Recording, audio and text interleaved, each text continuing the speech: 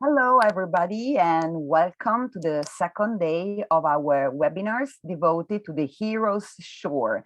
So our project, sponsored by the region Lazio, we are an association of licensed tour guides and of people interested in the development of the cultural heritage of the Roman coast, the development, the promotion, and so on and so forth. So today we are going to discover other treasures of this area of the coast of the region Lazio that we named the Heroes Shore, because we are talking about several heroes, starting from Aeneas, the hero that from Troy did a journey across the Mediterranean and then arrived on the Lazio's shore, on the Lazio's coast, and started an epic that brought at the end to the foundation of Rome. So yesterday we talked about especially Ostia Antica and also Ostia Lido, but the core of our association and the core of our project are the ancient harbors of Rome. So Ostia Antica, Portus, the imperial harbors of Claudius and Trajan, and the necropolis of Portus. And this will be the core also of the second day of our educational. In fact, the webinars are thought to introduce our educationals. We won a funding for the promotion of tourism in the Lazio region, and off-season tourism, a season outside the city of Rome. And so what we are organizing are those educationals thought for people involved in tourism. So the educational will take place from November 15th until November 18th, and all people interested are welcome. You have just to write us an email to the email info@visitostiantica.org, and we will select 10 people to come to Ostia and enjoy with us our beautiful cultural heritage. So we are very happy that you are here today again. We hope you are enjoying our project and all the things that we are doing. During this morning, we are going to talk about the tours of the third day of the educational. So we are going inland towards the beautiful Monti Lepini to discover places like Sermoneta, Norba, the gardens of Ninfa, and Maria Rita Bertoncini will talk about these in a few minutes.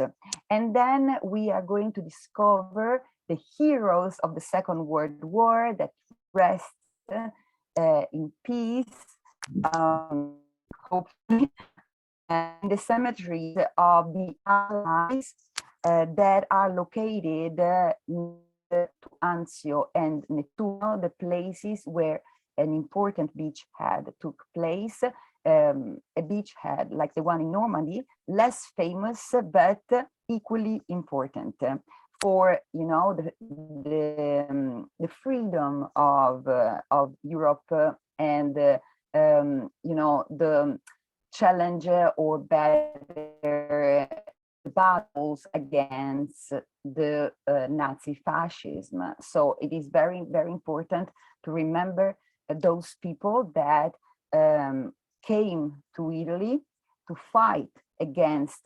totalitarianism and died here. So these places are important to us. We think it's important to remember also this. And that's why this is part also of our project, the Heroes Shore. So we are here today to talk about all those things. But before starting, we thought it could be interesting to watch together a video on Ostia Antica. So as I said, this project is sponsored by the region Lazio, but is also supported by another organization of the region Lazio, which is called Visit Lazio.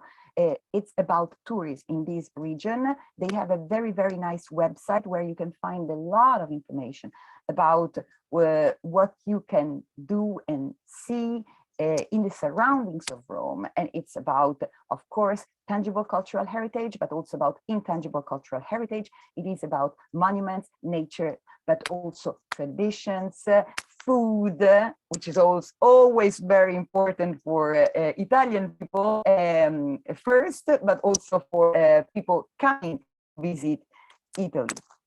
And so if Maria Rita is ready, yes, maybe we can watch together this nice video on Ostia Antica. So yes, let me you share the screen. Yeah. Okay.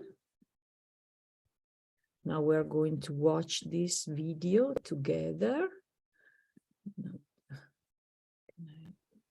We are going to watch a couple of videos today, also because we think it's a good way to understand things. Yeah, we talked about Ostia Antica yesterday afternoon, so it's a good way to complete all the things we talked about yesterday. And so enjoy the view.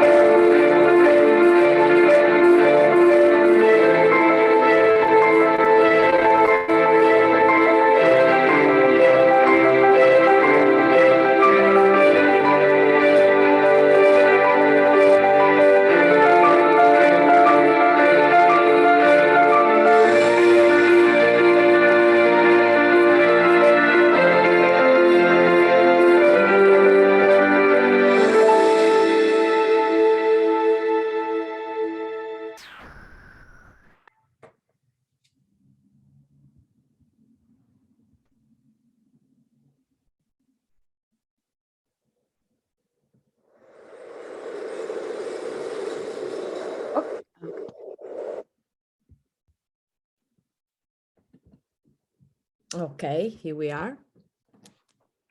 How could you see it? Because I don't have a good internet connection this morning, unfortunately. So it was like not really a video, but more pictures together. Or Oh, okay. did you No, watch no, it? no, no. Ah, Yes, okay, it was. perfect. I'm Yeah. very happy. I'm very happy. So okay, great. No, no, no, no, no. Okay, It was usually very, it it was works a very, very better than good this, video. but okay, very well. So okay, do you want to add something to what we said yesterday? I don't know. If not, we can just go on. Not really. I found that the video was a good way to remember what we talked about Yeah. yesterday, because there was not just Ostia Antica. And I noticed that actually there were all the places that we talk about. so, Oh so yeah, but we are experts. our selection of places to visit was the same selection almost that the region Lazio made. So Yeah. that's a good thing. But also the town, the medieval town of Ostia Antica that Paola talked about in the morning. So with the church, with the houses. And so it was a good thing to remember all those stuff, all the things that we talked about yesterday. Now let's move on with today's program. What do you think, Stefania? I think it's okay. So we can go inland. So we are leaving a little bit the coast in order to discover other things that are less known, but are in the same area. And it's always between archaeology and the Middle Ages, because this territory is so rich, you know. Rome has a very, very long history, and the surroundings also, you know, so we can go back at least to the 10th century BC until today. So we have a lot of archaeology, we have a lot of monasteries, convents.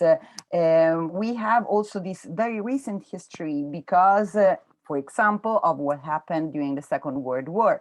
So there are a lot of stories to tell. There are a lot of important people involved in these historical facts, and this often about stories that are known all over the world, like in the case of Aeneas. But the single places that you can still visit in order to experience those stories are, curiously, or maybe not, less known. So, for example, the Iliad is very famous. I mean, so Aeneas then leaving Troy. I mean, everything starts from Troy, and then you know, the Aeneid by Virgil is also very famous. But the places actually linked to this epic are not known. So we are going also to talk about that. And among those less known places that we think are worth a visit, that we think could enhance, improve, you know, tourism outside Rome all year long, because of the nice weather that we enjoy in this area of Italy and of the Mediterranean. So we are going to discover some interesting places with Margherita now. So please go on. Yes, let's start with this. This part of the morning will be about Ninfa, Sermoneta, a very famous and important abbey of Valvisciolo, and then the Roman city of Norba. So as Stefania was saying, we will move a little bit more inland, close to the Monti Lepini, and now we are going to talk about that. So let me use the slides again.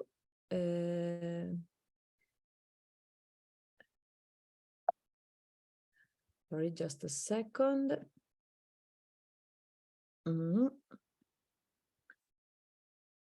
Here we are.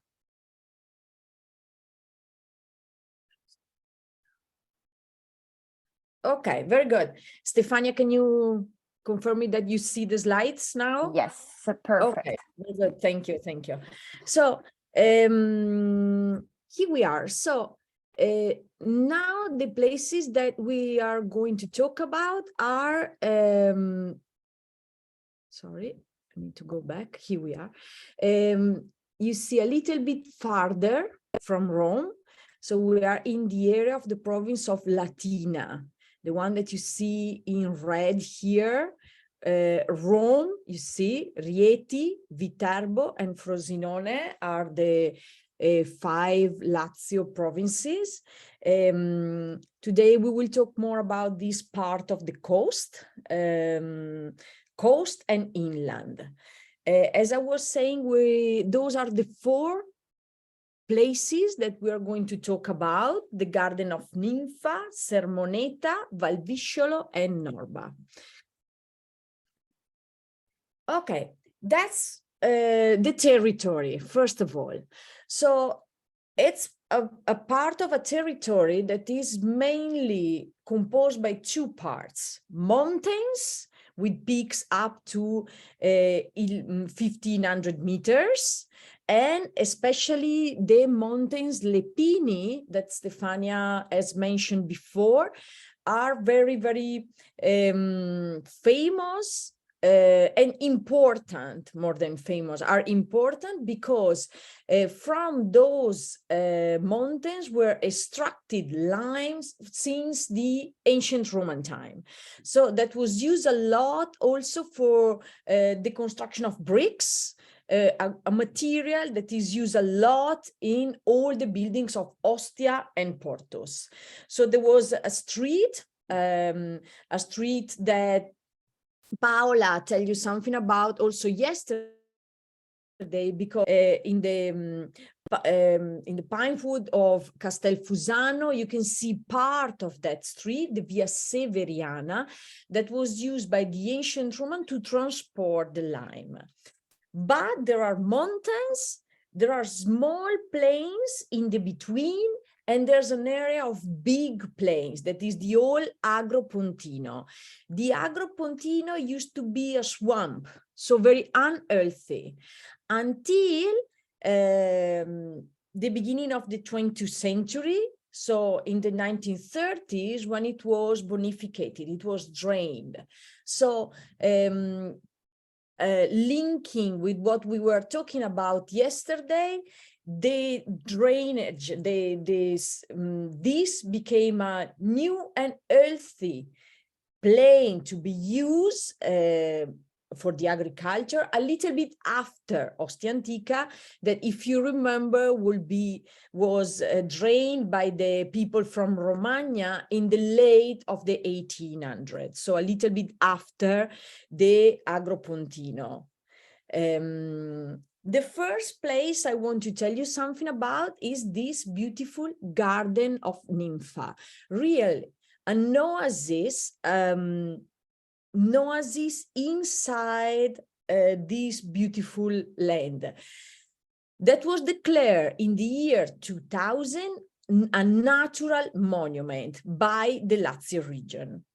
So the name Garden of Ninfa comes from the presence of a Roman temple that used to be in the area. Nymphas are usually goddesses, minor goddesses, let's say, connected with water. And if vegetation is a very important part of the garden, also water is, as in the pictures that you are going to see. In the 8th century, it became part of the papal administration. So Ninfa became part of the lands owned by the popes. But starting with the 11th century, it was ruled by various nobles families, such as the Tusco families, the Frangipane, and the Conti. This is usually the kind of situation that you deal with when you talk about the medieval times. So in the medieval times, there were different families that owns part of the land. Of course, more the land is strategic, the more is wanted by those families. And so then there's wars between them.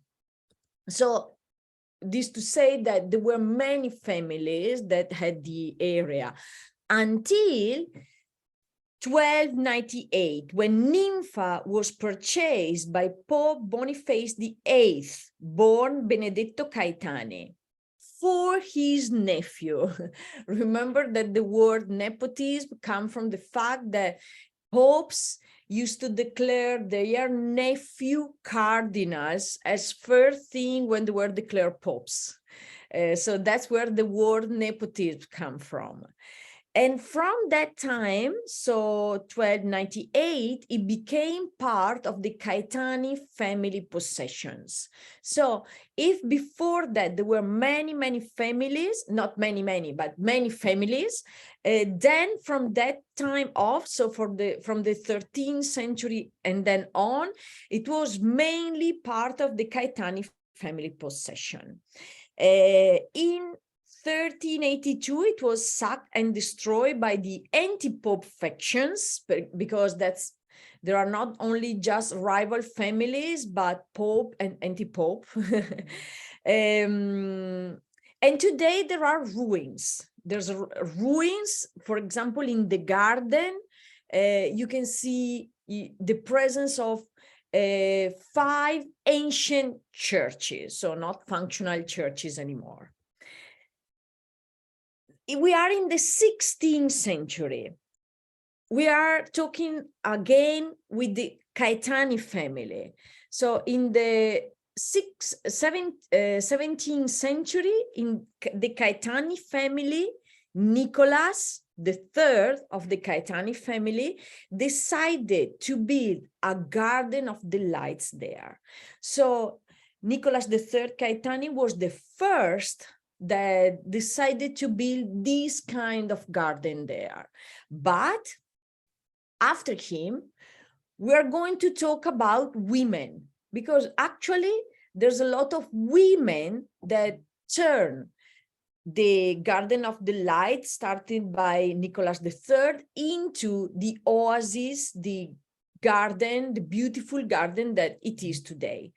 So we are in the late 1800s when Ada Bottle Wilbraham, an English noblewoman and wife of Onoraro Caetani, created, with the help of her son Roffredo, a beautiful Anglo-Saxon style garden, and planted cypresses, holm oaks, beech trees, and above all, wonderful roses.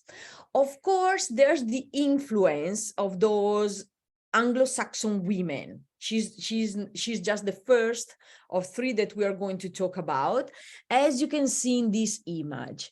As an English style, you see this predominancy of vegetation. So a lot of green, a lot of nature. We were talking about the water, and in this beautiful image, you can see the river, the bridge. So you see that water is part of the creation of the garden too.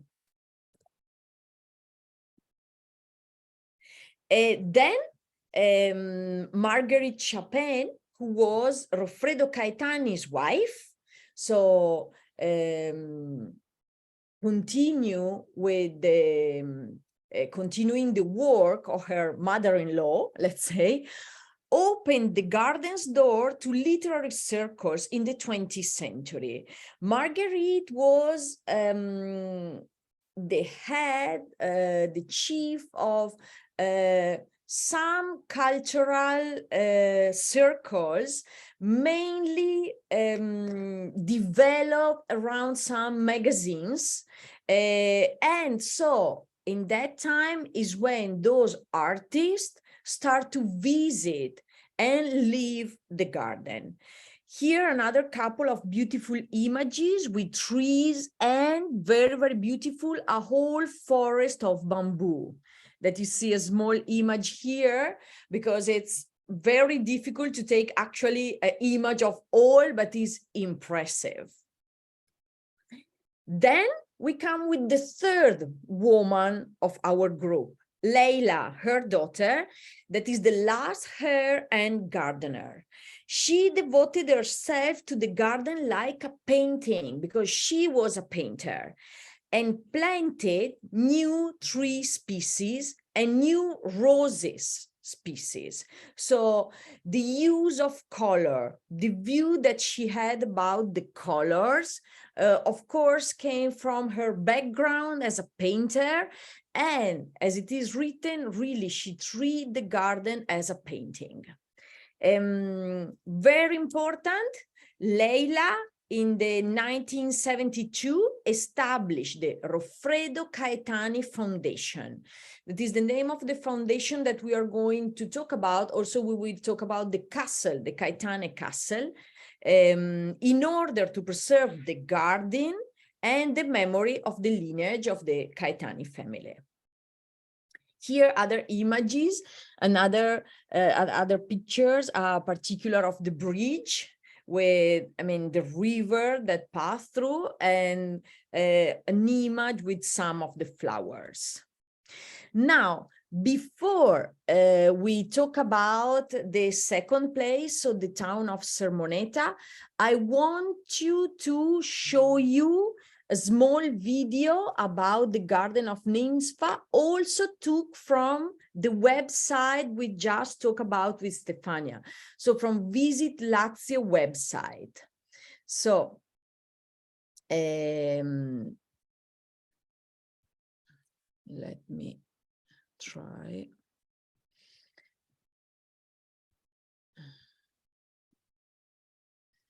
This.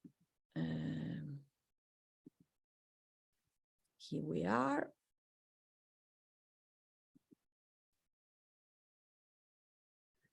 It is here. Can you see, Stefania, can you confirm me that Yes. you see? Okay, yes. Perfect. Okay.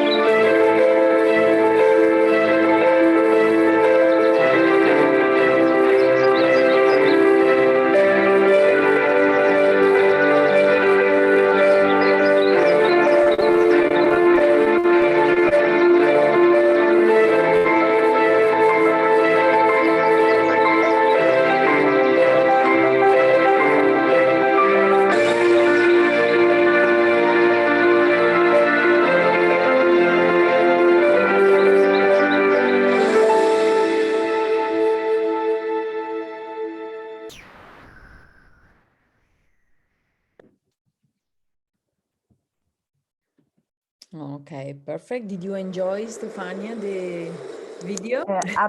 Absolutely. But I just wanted to add one thing. Yes, please. Before you go on, because you talked about all those noble families, involved in the history of these territories. Sorry.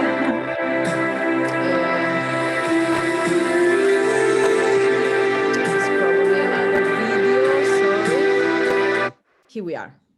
Sorry. Okay, yeah, of course, YouTube is going on. It's about what I was trying to say also before, you know, the richness of the history and the heritage of these territories. So when you bring tourists to visit those places, I mean, Rome and the region Lazio and the rest of Italy, of course, it's always difficult to let them understand how complex this history is. So, for example, as far as the region Lazio is concerned, we can sum up this way. There is first the history of Rome. Okay, so the history of Rome is quite famous. You have the monarchy, the republic, the empire. Then you have the fall of the Western Roman Empire. You have the barbaric invasion. You have the social, economic, even religious crisis. And the early Middle Ages are, in general, a quite difficult period all over Italy, the Italian peninsula, and also in Rome. Then after the year 1000, the late Middle Ages start, which are a period of Renaissance to a certain extent in some parts of Italy, in northern Italy especially. Also in southern Italy, it was with the Normans, but in northern Italy you have the Comuni, the birth of the universities, etc. In Rome, Middle Ages are quite difficult period with a lot of families, you know, noble families fighting each other to have control of the city, of the territory. In the meanwhile, the power of the Pope grows, and the Pope becomes the king of, you know, the area of Rome first, and then it grows and grows and grows, and the Papal States will, you know, cover all central Italy. And so, as Margherita was saying, you have, you know, the control of the Pope on the whole area we are talking about, but also these fights again of noble families, once against the other, and you know, it's very, very complicated to know and understand this history very well. And then, you know, after you know, many things happening, you have the unification of Italy. So Italy was divided into several different states for centuries and centuries until the unification of Italy under the Savoy family, a family coming from Turin, okay, from northern Italy, from the Savoy area, and it is 1861. And so after 10 years, also Rome is conquered, and Rome becomes the capital of the new reign. And right after that, the reclamation of the area around Rome, which was a swamp, and so Ostia and Fiumicino starts. Under, you know, in a period when the so-called historical left, the sinistra storica, was, you know, at the power, and socialists were quite strong. They were, their importance was growing, and in fact, this reclamation of Ostia is very much linked to this socialist movement. And then you have, of course, the First World War, and then, you know, fascism gaining power. So we arrived to the 1930s when another reclamation was done, the one of the Paludi Pontine, the swampland Margherita was talking about, these swamps southern from Rome. So all the area in reality, until the mountains, is an area that tends to become a swamp. And you have also to keep something in mind, that these modern and contemporary history of the whole area of Lazio next to the coast is very much linked to malaria. In fact, malaria is an Italian word. It means bad air, mal aria, okay? Because people didn't know it was the mosquito bringing the disease. They thought it was the bad air of the swamp. And a lot of people died for that.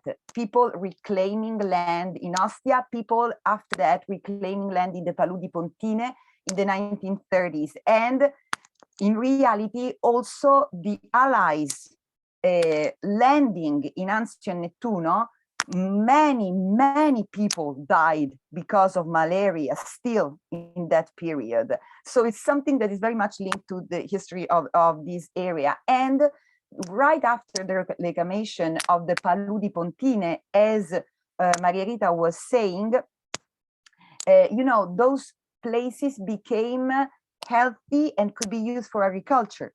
But something else happened. It could be possible to create new cities there, cities that didn't exist before. So in the whole area of the Paludi Pontine, of the ex-Paludi Pontine, we have the so-called città di fondazione, so cities that were created under fascism that didn't exist before, which is something very strange for Italy, because Italy has such a long history that usually cities have a long history. There are really few cities that were created in the 20th century, you know, without a history before.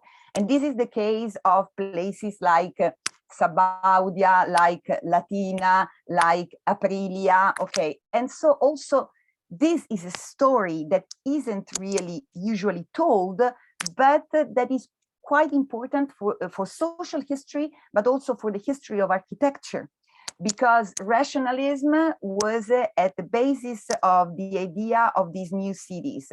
So you can like it or you can hate it, but for the history of architecture, it has its importance.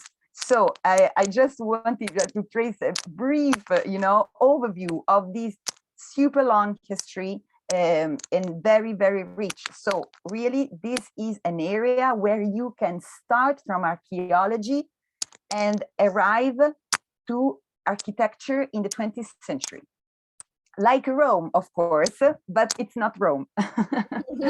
Okay, so I mean, of course, it's the same to a certain extent, but it's not exactly the same. And of course, without the chaos, without you know, the traffic, and without all the problems that a big city like Rome can have. So it's a more relaxed tourism, is a slow tourism that can be really something different, nice, and suitable for many different kinds of tourists, and for example, for families. And yeah, that's it.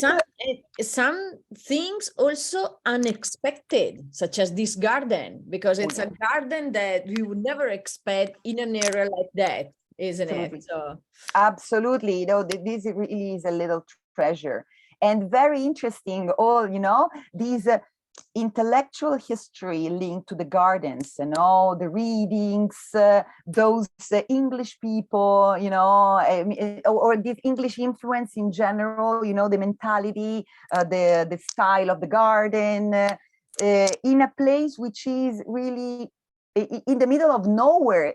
In absolutely, a certain extent, ways, you know? yes, you can say that. Absolutely. Okay. So, okay, please go on with your let's slides. go on with the presentation. I would just want to kindly remind to all the participants to turn off the microphone, just to make sure we don't hear tapping or other kind of things. Thank you very much for your collaboration. And let's continue with our presentation.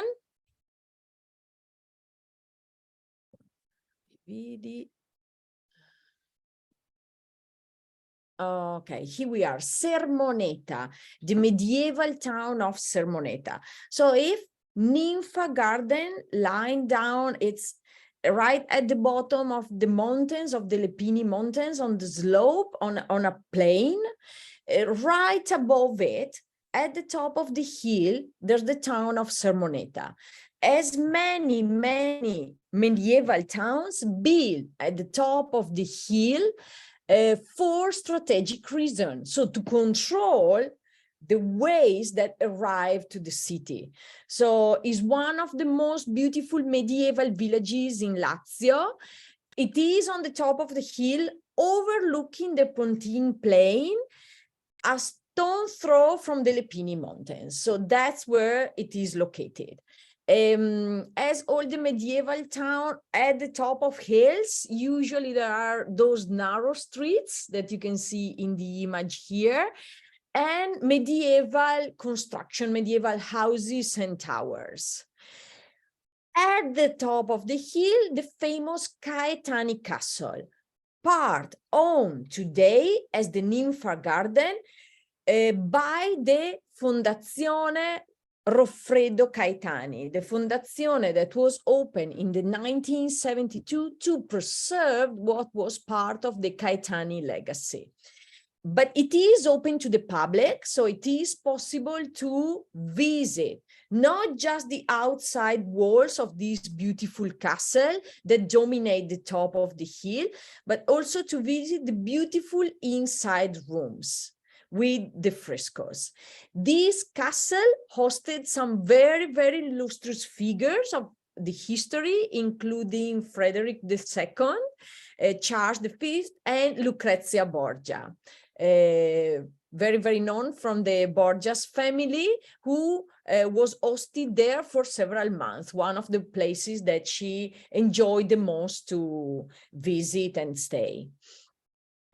In the medieval town, there are, of course, not just the castle, but many other buildings, such as the Merchant's Lodge, built in the 15th century. That is the image that you see.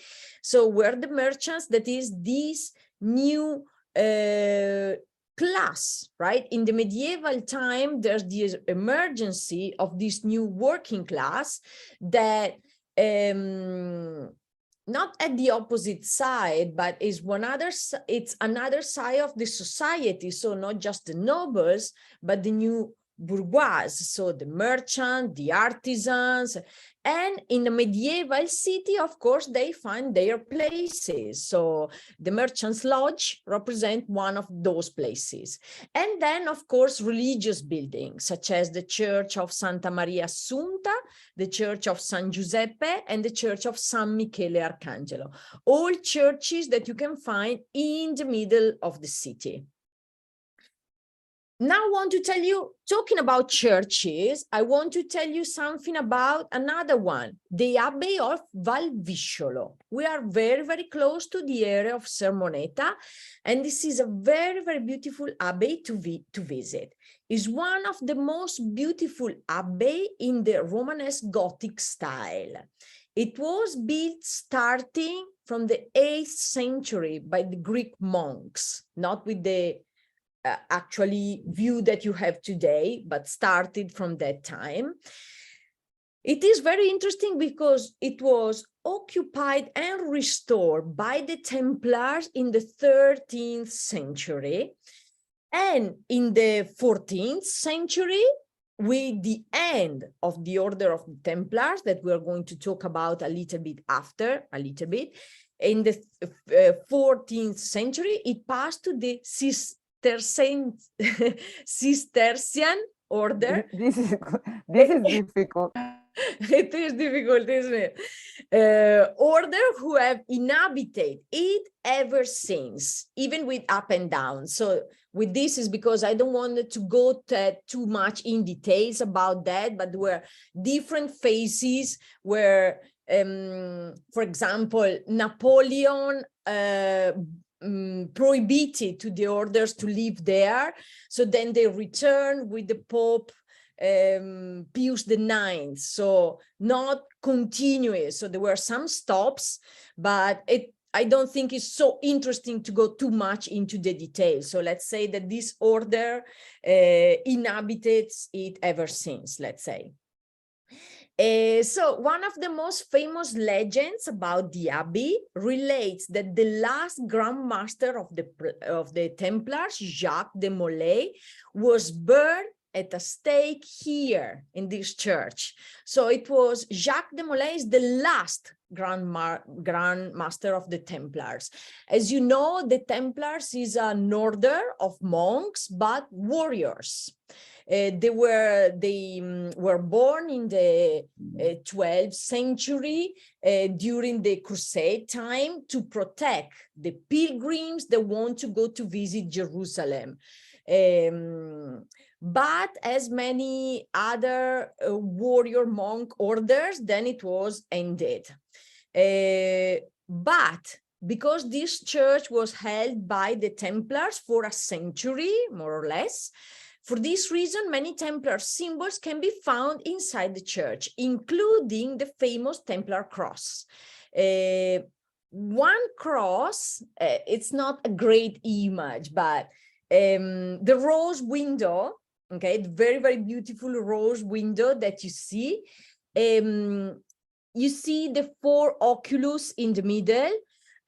On the left central oculus in the space, there's that Templar cross that you see very, very small on the right side, as a Templar cross is on the ceiling of the vault inside, and there's other. As other Templar images or symbols, let's say, more than images, you can find inside the church. So it's worth the visit also for this reason. The inside, as you can see, I mean, mainly the walls are not decorated with frescoes because that's the Cistercian tradition.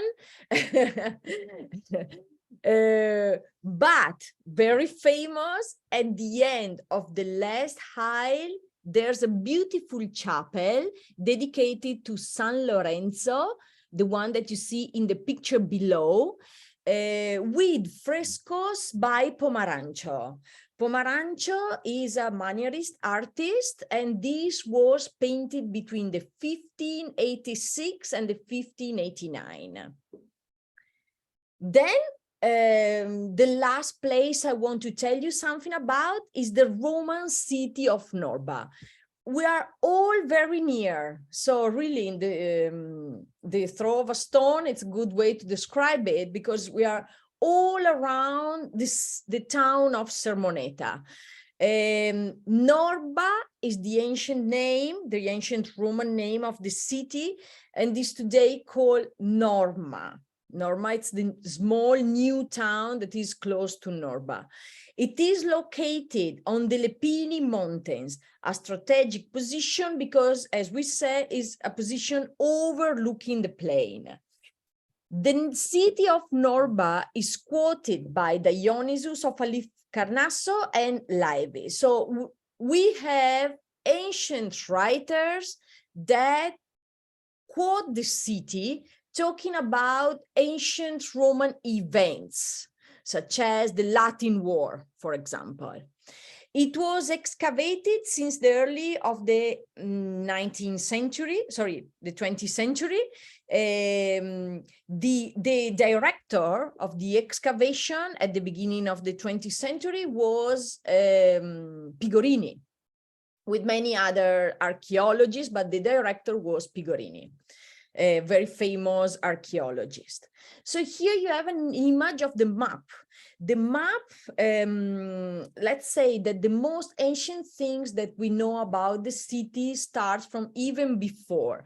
But one of the most impressive thing about the city are the walls. Walls built with huge blocks in a technique that we usually call polygonal style, with 4 gates that you can see in this map. The walls were built in the 6th century BC. Then, as all the Roman cities, as a regular green plan, as same thing we talked about yesterday about Ostia, and there are 2 acropolis. So let's say 2 high grounds inside the walls that are dedicated to the sacred area. The Acropolis Major and the Acropolis Minor. In the Acropolis Major, it is located the Temple of Diana. In the Acropolis Minor, there are two temples that is not clear yet to which gods those temples were dedicated. Then you see all the districts with the straight street that divided the district, and the Forum. The Forum, the main square of the city that, as we talk about, it's one of the things that there must be in every Roman city. With the excavations that are still, going on, they found also remain of baths and domus, houses. Some images. So the first image on the left, you can see the street, and then one of the gates with this technique. You see how huge are the blocks the walls are made with. So it's very hard work, especially if you imagine that those walls were built in the 6th century BC. And this is part of the, you see the street, the third image, you see the street and some of the buildings around, domus, bath, as we were saying. In the background, you see the mountains, because we said that the city lying down right at the end of the slope of the mountains. Very good, this was it for this part. What do you think, Stefania? I think that you are perfectly on time. Look at the, yeah. It's like, but exactly. I had no doubt about this, because you, okay, for these kind of things, I am absolutely sure always that you are perfect. For example, also for the tours, you are really perfect. Okay, this is the end of the tour, we have to do this and this is the hour, which is absolutely fundamental for a tour guide to respect the schedule, because this is an important part. We always, okay, not always, but sometimes we forget this a little bit, maybe in Italy also, because okay, tour guides are asked to have a profound knowledge of everything. In Italy, it's not a competition, it's an exam to become a tour guide. They are very hard still. You need to get a license, yes. You need to get a license in Rome. Rome is huge, it's difficult, so it's not easy to to pass the exam here in this moment, because the ways in which tour guides are selected changes also in Italy in the course of time. Changes a lot. It's changing now, so we will see what happen in the next future. But it's not only about knowledge, even though you told us a lot of interesting things, but it's about meeting the expectations of your audience, to say so, adapt to the different needs, be on time, choose the right places. It's a lot about organization. It's a lot about performing. We are performers, like the teachers also. There are some categories of people who are performers, who need to be performers too.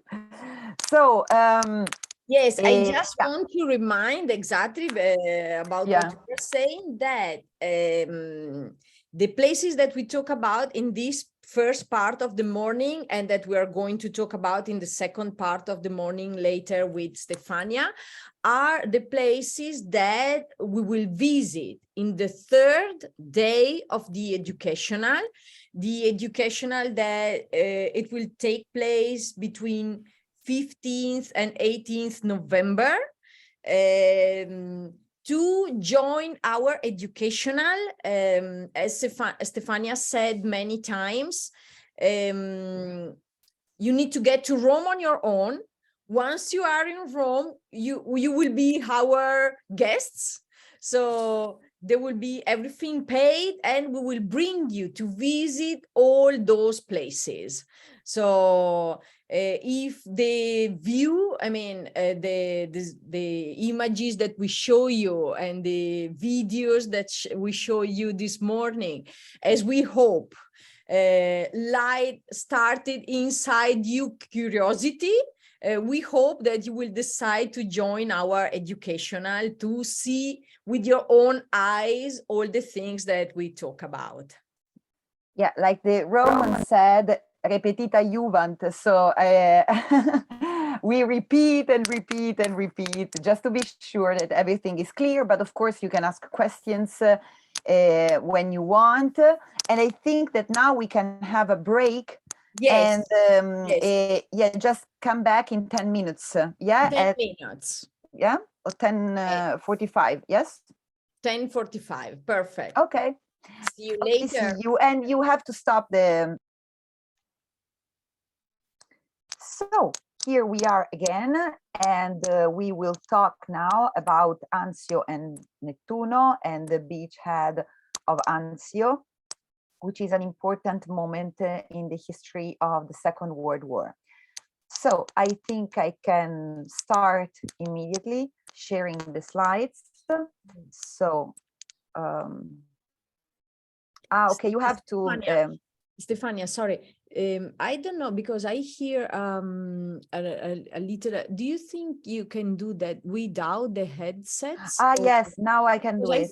That the little noise, the tiny noise I hear, I think is the wire moving. Is it better now? Do you think Yes, it's better now? it is better. Yes, okay. Yes, thank you. Okay, good. So I'm going to share the slides, but you have to allow me, because now, of course. Yeah, no, because I don't know, it changed from yesterday. I don't know why. So okay, so and then I will give it back to you. Yeah. So, okay. Anyway, it's not so hard. So can you see the slide? Yes, we can. Okay. One moment. Yeah, I have to go to the beginning. Okay, yes. Okay, this is it. And it's about our third day of the educational. So here you can see how far this area of the beachhead of Anzio is from Ostia Lido. I hope you can hear me. I'm sorry for these connection problems. Anyway, Anzio is located southern from Rome, some 60 kilometers from Rome, and Nettuno some 70 kilometers from Rome, more or less. So a little bit less from Ostia, because you know, when the distance from Rome is calculated, usually it's from not from the center, but at least from the Raccordo Anulare, which is the big road that goes all around the city of Rome. Well, it is still in the province of Rome, and you can see that you can follow the coastline to arrive to Anzio, or follow the Pontina, so called, which is the big street of the Paludi Pontine, or what was the swamp, which is now the you know, this piece of land, the Piana Pontina. So anyway, Anzio and Nettuno, they have a long history in reality, because all this coastline southern from Rome was a place for villas, for maritime villas of members of the aristocracy of the Roman period, of the Roman Empire. For example, Emperor Nero had a villa in Anzio, okay? Anyway, we are going to talk about contemporary history. And as this project is called the Heroes Shore, these are, as I said before, heroes too, the people who died in Anzio during the period of the beachhead of Anzio. Those allies, especially British and American soldiers, that died to free Italy from Nazi fascism. But we don't have to forget that also German soldiers, of course, and Italian soldiers died here. So, of course, we are focusing on the monumental cemeteries of the British soldiers and of the American soldiers. But I would like to underline that there is also a cemetery of German soldiers, which is even more forgotten than the other two. But anyway, these were maybe not our heroes in this view, but these were also young people dying during the tragedy of the Second World War. So this kind of tourism can be called spiritual tourism, tourism linked to cemeteries, okay? Could be different kinds of cemeteries. Also in Rome, there is especially one important cemetery, it's a cemetery for tourism, the Cimitero Acattolico, the non-Catholic cemetery, which is next to the monument, which is the pyramid of Rome. There is also the Verano, which is also a monumental cemetery. But these cemeteries, southern from Rome, are of a different kind. These are military cemeteries, and usually they are not considered as something that could be interesting for tourists, but we think that they should, in the sense that they are important, and also that they can be compared to other places that otherwise are considered something belonging to a special kind of tourism, like the whole area of Normandy that was, at the center of the most famous beachhead of the Second World War. So now, what happened? Just to remember that the landing or the beachhead of Anzio took place on January 22nd, 1944. So you can see in the map, it was not just in the city of Anzio, of course, but in the whole area, okay? The operation was called Operation Shingo, but is usually remembered as the Battle of Anzio or the Anzio beachhead. So the Allied forces landed at Anzio, and they advanced on the Gustav line and aiding the advance towards Rome. We talked yesterday a little bit about this when Paola was talking about Ostia Lido. Ostia Lido is the modern town of Ostia, which was built at the beginning of the 20th century. When the Germans learned that the Allies wanted to land next to Rome, they thought that they could land at the mouth of the river Tiber. So they thought they could land at Ostia. And that's why, in reality, Ostia Lido was, during the Second World War, a kind of front line.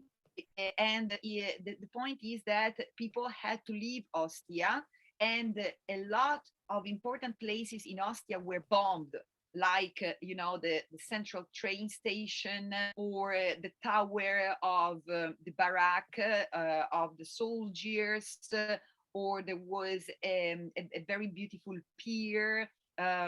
So all those things were bombed, and even the structure that maintains the land dry here, the impianto idrovoro, so called, was stopped in order to make all the area difficult to cross in a way, because the Germans thought that the Allies landed Austria. Otherwise, the land is Austria, okay? So, 1,000 vehicles. The British forces landed on what was called Peter Beach, and the American forces divided in Northwest and Southwest forces on what was called the Yellow Beach and the X-Ray Beach. The operation was led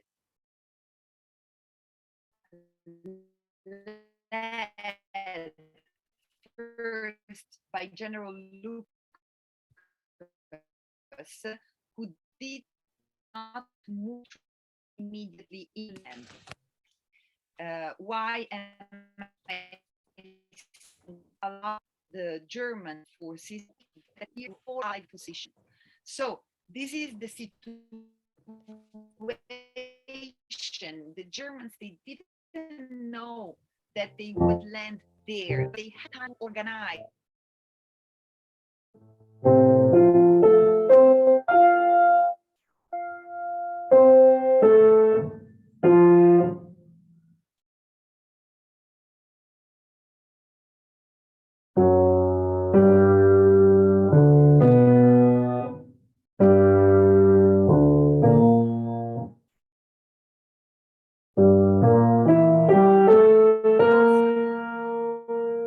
I can go somewhere else.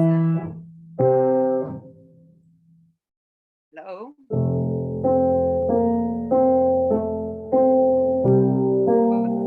What is happening?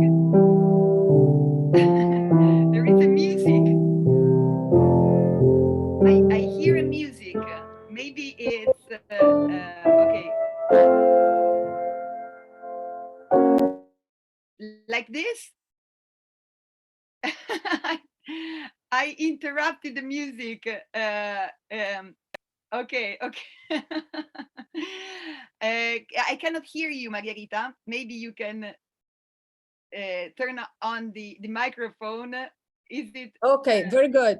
We couldn't hear you very well in the last part. Okay, so okay. we can I'm try to start sorry. again. Okay, I'm sorry. Maybe when we will put this online, we can cut something. This afternoon it will go better. Can you hear me now? Now I can. Now I can very well. Okay. Sorry for that. I didn't think it was like this. Anyway, so I was talking about the beachhead of Anzio, Yeah. and I was explaining that the German forces had time to organize the battle against the Allies, because they didn't know that the Allies were landing at Anzio. Yes. But General Lucas, who led the troops, decided not to move immediately inland towards Rome, but they remained on the beach for a while. And this allowed the German forces to organize themselves. Yes? Okay. So the point is that at the beginning there was no resistance, but then in reality, there were a lot of casualties. Yeah. There were a lot of deaths because of this time the Germans had to organize their defense. So I'm going to share the screen again. Yes. Okay.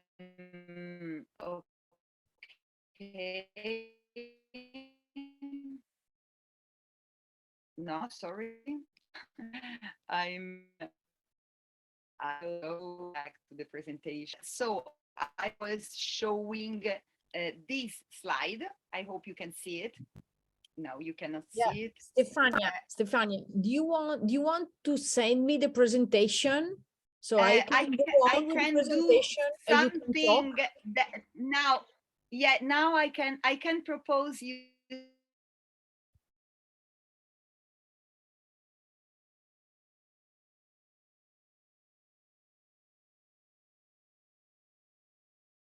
Stefania? So maybe.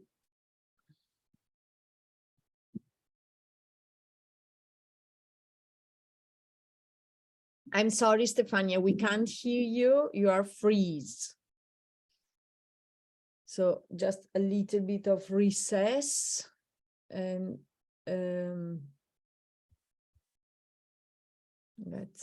can I stop the recording? No, I cannot.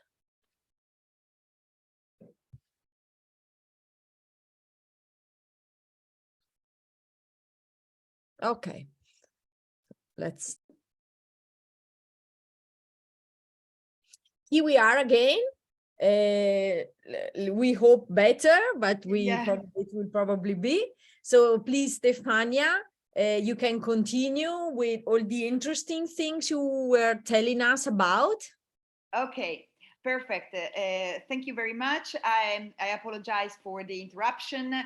So I was talking about this beachhead of Anzio, an important beachhead led by the Allied forces, British soldiers, American soldiers. You can see on the map that there were several beaches involved in this landing, but that the Germans didn't know about. They thought that maybe the landing could be in Ostia, but it was many kilometers southern from Ostia. Okay, so the point is that General Lucas, general leading this Operation Shingo, didn't move immediately inland, and this allowed the Germans to organize their forces, their defense, and occupy the surrounding hills. So there were a lot of casualties, unfortunately.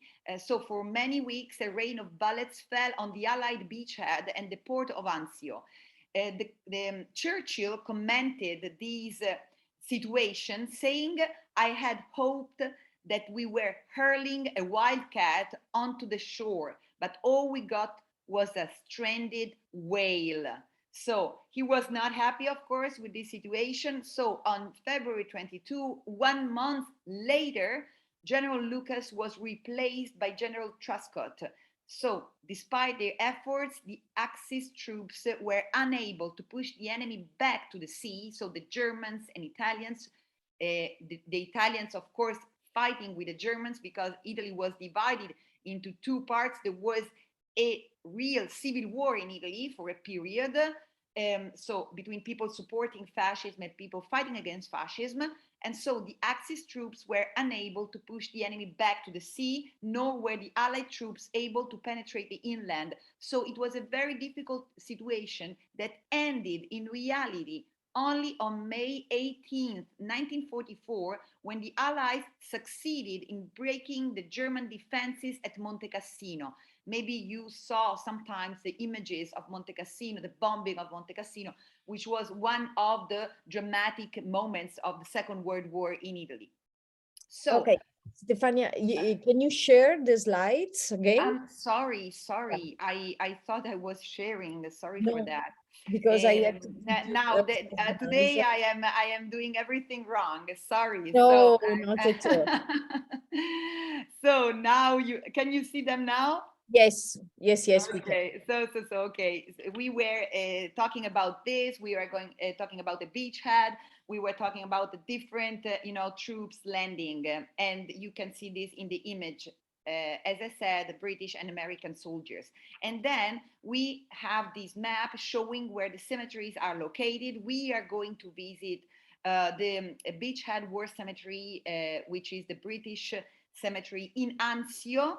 Anzio and Nettuno are very close, and the American cemetery, which is called the Sicily-Rome American Cemetery and Memorial, because you can find there also the bodies of people who died during the beachhead in Sicily. This is in Nettuno, but in reality they are very close. I just wanted to show you here in this map that there is also a German military cemetery, which is on this big road connecting Rome and the southern part of the Piana Pontina, so Latina, the so-called Pontina.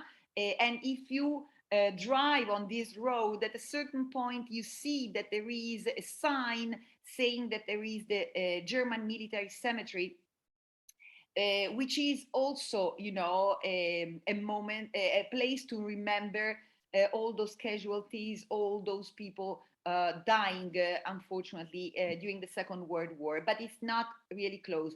In the beginning, in reality, even the German dead soldiers were hosted by the Americans in a way, and then after the end of the Second World War, in the decades afterwards, those military cemeteries were then organized, okay? So the first stop of our tour is the Beachhead War Cemetery in Anzio, a monumental cemetery which is, of course, linked to the British soldiers in the sense of soldiers belonging to the whole Commonwealth. This is open to the public, is placed along the Via Nettunense, and is has a similar name to another cemetery in Anzio, also linked to the beachhead and to those casualties, but this is the Beachhead War Cemetery, or Commonwealth War Cemetery in Anzio, because at that time you participated in the war, for example, also Indian soldiers coming from all the other side of the war, fighting for the British Empire, and so some of them died also in Anzio. This cemetery is always open in a sense, but it's also a very nice place, very quiet, surrounded by those pine trees. Everything is very green, and there are a lot of flowers, probably in the style of these, in a way of those British gardens, because so we can link these exactly a little bit. I didn't think about this before, but it's now, a possible link, because of course it's a military cemetery, so you see those you see the grass all around, everything is very green, everything is very clean. But if you compare the British one and the American one, here there are a lot of more flowers. Yes. It's full of flowers, okay? So you have here the burials of 2,316 soldiers, sailors and airmen from the United Kingdom, 68 from Canada, 25 from South Africa, 6 from Australia, 5 from India, and 4 from New Zealand. So this is the Commonwealth, you know. On the gravestones, you have the name, age, regiment, regimental insignia, date of death, and religious symbol of the person buried there, which is always the case, but in this case is even more diverse than in the American cemetery, because there are those Indian soldiers. So, you know, it's an image of the Commonwealth to a certain extent. And of course, there are also hundreds of graves of unknown soldiers, and usually you can find on an inscription which says a soldier of the 1939-1945 war, or known to God, with the regiment of affiliation if known. And then, as I was saying, a lot of roses, violets, and other plants decorating the graves, rose bushes, wisteria, jasmine, and this is, you know, the environment. So the cemetery is always open with free visiting hours, and this is not the case of the other cemeteries. The other cemetery, the American one, which is more monumental, okay?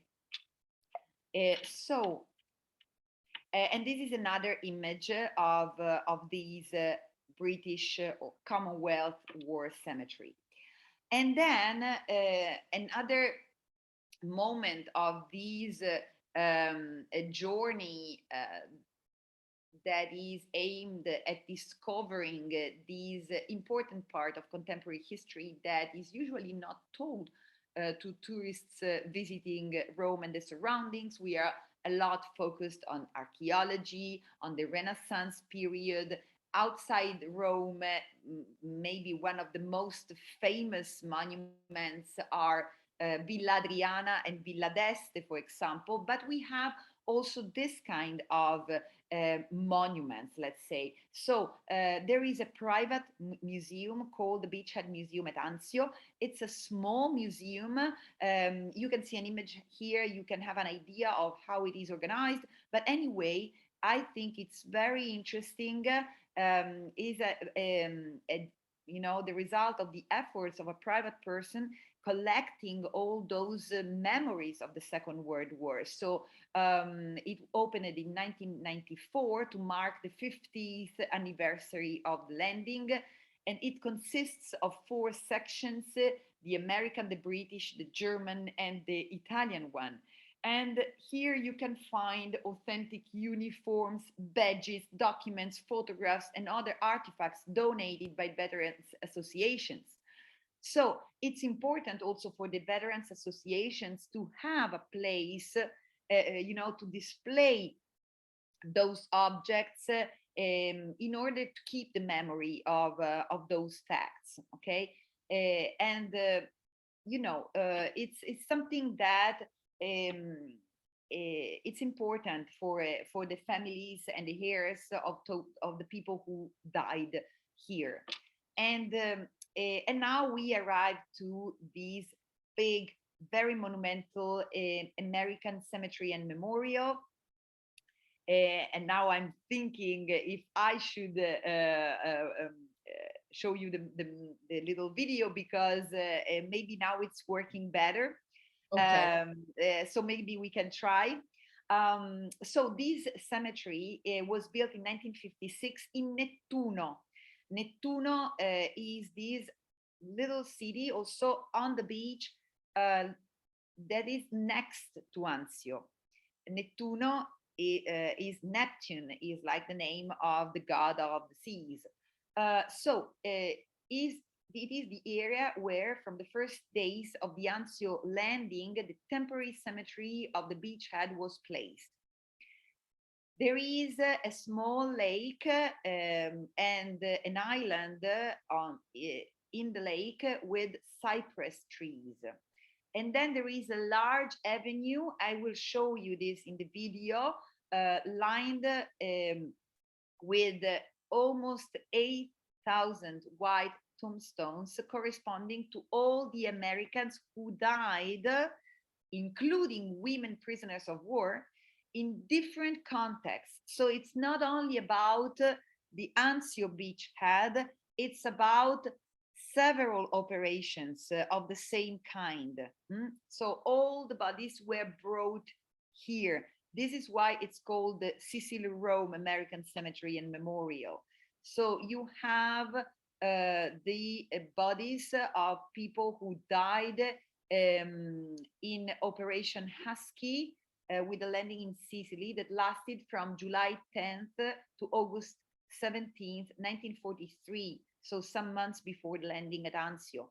And then the landing of Salerno, Operation Avalanche, which took place in the area of the Campania city on September 9th, 1943. And finally, the landing at Anzio and Nettuno, Operation Shingo, from January 22, 1944 to the end of May 1944. As I said, with the Battle of Monte Cassino, everything changed in favor of the Allies. There is a large memorial consisting of a chapel, of a peristyle, and a map room illustrating the operations. And then there is this monument that you can see in the picture, which is called the Brothers in Arms, a sculpture, a bronze sculpture symbolizing the US soldier and sailor side by side, each with an arm around the other's shoulders. And then there, in the white marble walls of the chapel, there are, the names of more than 3,000 missing soldiers. So in 190 graves are gathered the remains of those who could not be identified. As in the case of the other cemetery, there are some people who could not be identified, and so they are they rest in peace in a special place. So now we try to see together, first of all, the website of these Sicily Rome American Cemetery and Memorial. If you are interested in this kind of tourism, of course, the Americans are very well organized from this point of view. Also, the British have a similar website for all the military cemeteries around the world, but the American website is really very well done. You can see a lot, you can find a lot of information, and just tell me if you can see it. Yes, we can. Yeah. Okay. And so you can see here Sicily Rome American Cemetery. There is an overview, and there are many photos also referring to events that took place here, because also compared to the other cemetery here, the Americans, they organize more events to remember the casualties of the Second World War. They are visiting hours, as you can see. So the organization is different. Here is the map, and there are also publications about those sites and the linked events. But now I want to show you the video. So if it doesn't work, please just yeah, I will tell you. Me, okay? I am.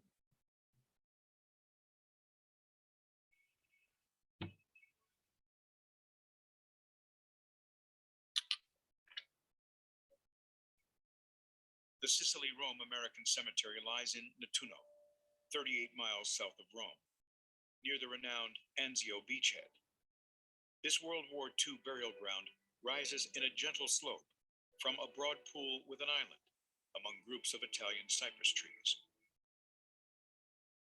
Nearly 7,900 American service members and civilians are buried here.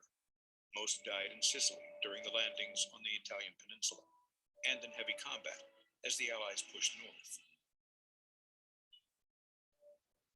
While serving as an Army nurse at an evacuation hospital, Second Lieutenant Ellen Ainsworth lost her life from wounds received during an artillery attack. A visitor center in the cemetery tells the story of the American armed forces in Italy, campaigns crucial to the Allied victory. The classically inspired memorial is constructed of travertine and marble. On the east facade, a relief carving depicts a fallen soldier being carried by his guardian angel.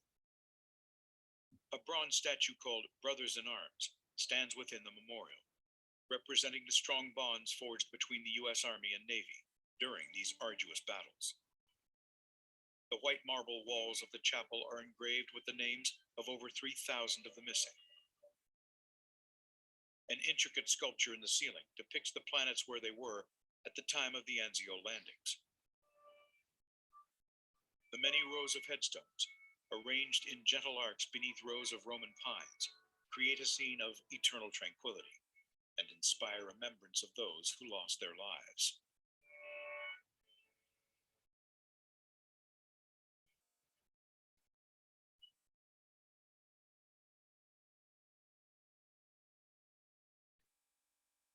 Okay. So I think that these gave you an impression of what these cemetery is about, and also of the monumentality of the cemetery. Yes, okay, so you can hear me, I suppose? Yes. Yes, yes.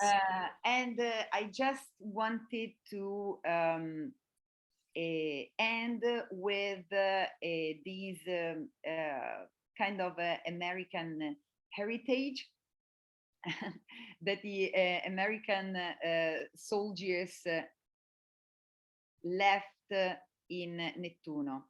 Can you see the picture? Yes. Sorry, Yes. now I'm asking all the time. One important heritage of the American troops in Nettuno is baseball.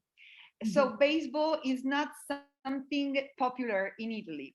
I have in reality never attended a baseball play in my life. When I was in the United States, they told I was in Florida. They told me you should come to watch a baseball play because it's an event. It's like, of course, it can be compared to football in Italy. So it depends on the city, on the place you are in the United States, of course.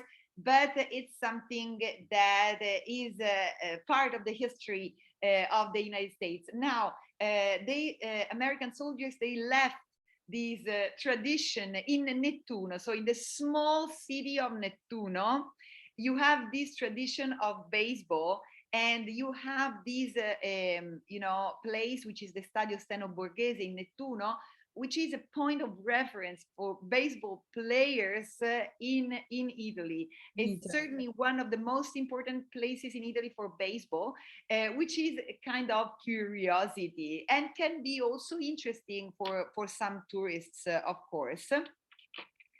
And finally, I just want to show you some pictures of these nice village, medieval village of Nettuno, which is, as you can see, on the beach, and is a place full of little restaurants and bars where you can have an aperitivo. And this is what we are going to do during our educational. So we will end this tour in the southern part of the Heroes Shore with this nice village of Nettuno, which is a place where Romans sometimes go, to eat fish, for example, to go somewhere which is not too far away, but different from Rome in a way. And it is also quite easy to reach. There are roads, there is a train. So this is also important when you have to do things with tourists. But we are going by bus. We are organizing everything so you will be comfortable, and also to visit the several cemeteries, even though they are not far away from the city center. If you bring tourists, you have to go there by bus, because walking it's a little bit too much, and so of course we need a bus to do our tour, which is in reality quite long, but not too stressing, not too too difficult to do in one day. It's absolutely something that can be done relaxing and enjoying your time. So finally, it seems that it worked. I'm really sorry. Yeah, I didn't no, don't worry. go Made upstairs. We made it, so that's perfect. Okay. I just want to say something. So you call it at the beginning, it was very interesting. You call this kind of tourism like spiritual, and I really like that name. Often more used than that, there's memories, right? The tourism world memories, it's another name that is often used to talk about this kind of tourism, because as guides, tourist guides as we are, often happens to meet people actually that they come here to visit those places because they have served during the war, or because their parents served during the war, so they had memories linked to those episodes. So there's this kind of tourism. So there's people that come for this reason. And then, of course, they enjoy also the other things that are around the area. But for some tourists can be more things to learn, right? So you get to know the places also through the history that the place went through. So, but for some other people, this is part of their personal history. Absolutely. So there are people that decide to visit a place like Rome because it's close to Anzio and Nettuno. So for some people that is the same, of course, not the majority, but for some people that is the main reason to come. So yeah, this is the point, that of course there are tourists visiting those places because they know the history. They come to Italy maybe to go there, and in fact, especially the American cemetery is organized this way.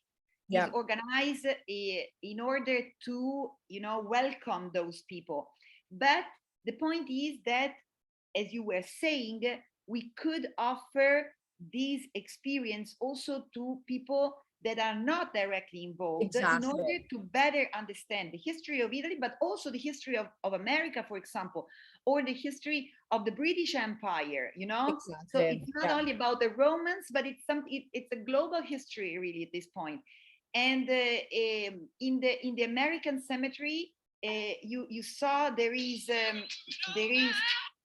also a today it's not today. In the American cemetery, there is also a memorial. Maybe you could see some in some moments you know, in the video, where there are videos about the beachhead, about the landing, about the Allies forces. Yeah. So it's a nice way to better understand the history of that period. And I think that also schools should be even more interested. And for example, as far as I know, at least in my experience as a student in Italy and in Rome, this is something that was never mentioned. Never mentioned. In school, but it could it is true. It's a good way to understand the history, the contemporary history, the history of the 20th you go there, you see the graves.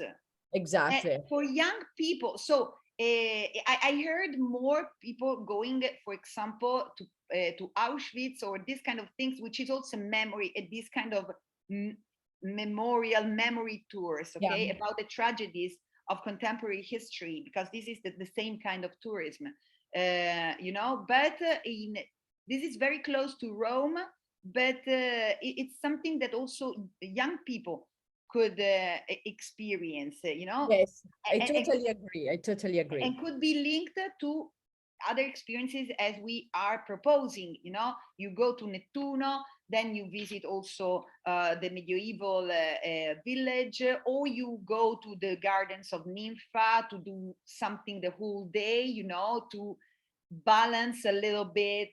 Exactly. You know, a moment of sadness with something more, you know, relaxing in a way. But about the name spiritual, it's a possibility. You are right saying that memory or memorial tourism is usually more used, but I really like the use that you made. You know why? Because I thought I found it somewhere, but I thought that spiritual could be a name including both religious things, like, because it's a cemetery, and things like that, you know, because also the graves are maybe linked to a church. So it's something about you know, the soul. It's something spiritual. So it's a kind of big category, putting together different things that can be linked anyway as an experience, that it's not about you know, learning about the ancient Romans, but it's about your soul in a way, you know, something like this. So well, I mean, the difficult time related to the internet connection is over, because this afternoon it will be different. So I can assure you that Don't worry, don't won't happen worry. It was anymore. very good and interesting presentation. Okay. Very, very interesting. Okay, so I don't know if there are questions, but Yes, if there's someone that has anything to ask about all the things that we talked about this morning, that, as we remember you, is part, as you right now said, is part of the third day of our educational.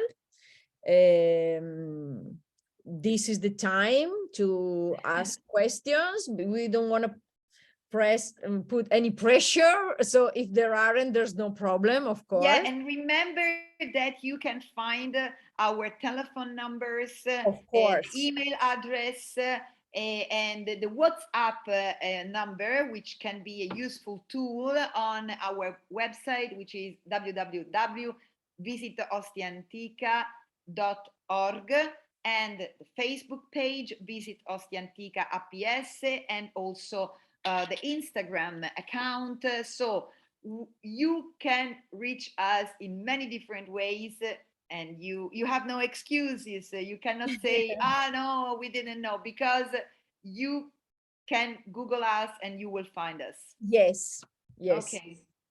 Yeah, okay. So if it's okay.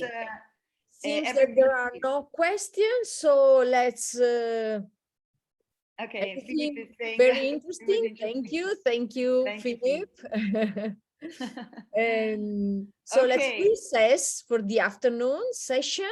We will start 2:30 this afternoon we will talk about Lavinium, and then we will talk about all the other activities that you can do in here. So other kind of stuff compared to what we talk about in this morning and yesterday. Okay, very good. So you can stop the I think recording. you, isn't it? Because you are.